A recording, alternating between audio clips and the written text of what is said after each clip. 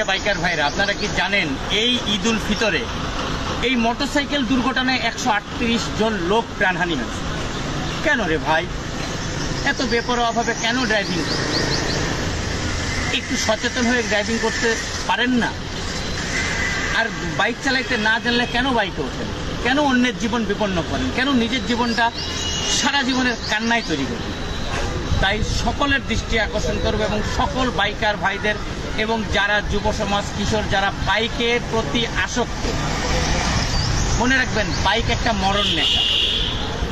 আমাদের গ্রামের বাড়ি কিংবা বিভিন্ন মুরব্বীরা আগে বলতো মোটরসাইকেল না, মরণ সাইকেল। তা আপনারা তা আসলেই বাস্তবে এটাকে মরণ সাইকেলে রূপান্তরিত করছেন। একটা গতির নেশা তৈরি হয়ে গেছে আপনাদের ভিতরে। আপনারা কত গতিতে যে গাড়ি ড্রাইভিং করতে চান, যদি আরও থাকে আরও ড্রাইভিং করতে চান। আমি অনেকের ফেসবুকের বিভিন্ন স্পিড মিটারে দেখি 138, 140 স্পিডে। আপনি এতে চালিয়ে লাভ কি? এতে কি আপনি কিছু পুরস্কৃত হবেন? না আপনাকে সবাই বলবে যে ওরে বাবা গতিশীল মানুষ, এটা লাভ কি? এটা আরো ক্ষতি। এই উৎসাহ যারা আপনাকে দেয় সে আপনার ভালো চায় না।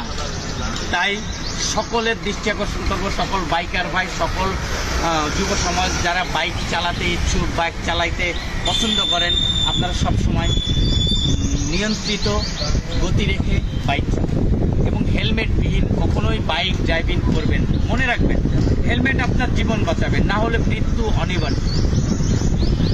তাই নিজের জীবন বাঁচাবো, অন্যের জীবন ধ্বংসও করব না, অন্যের জীবন বিপন্ন করব না, এই প্রতিজ্ঞা নিয়ে আপনারা বাইক ড্রাইভিং করবেন। আমি সকল বাইকার ভাইদের হাত জোর করে অনুরোধ করছি, আপনারা দ্রুত গতিতে বাইক চালাবেন না, হেলমেটবিহীন বাইক চালাবেন না, 3 জনে বাইক রাইডিং করবেন। মনে রাখবেন, একটি দুর্ঘটনা সারা জীবনের কান্না। আপনার একটা ভুলের কারণে আপনার পরিবার সারা জীবন কান্না বয়ে বেড়াবে। আপনি সারা জীবন পঙ্গুত্ব বরণ করতে পারেন, এমনকি আপনি মারাও যেতে পারেন। এবং আপনি যার সাথে দুর্ঘটনায় জড়িয়ে যাবেন সেই পরিবারও বিপন্ন হয়ে যাবে। তাই আপনাদের বিশেষভাবে অনুরোধ করছি, কখনো বেপরোয়াভাবে বাইক রাইডিং করেন। ড্রাইভিং ট্রেনিং সেন্টার বিশেষভাবে অনুরোধ করছে, এই ঈদে অনুরোধ করছে এবং সবসময় করেও যাবে।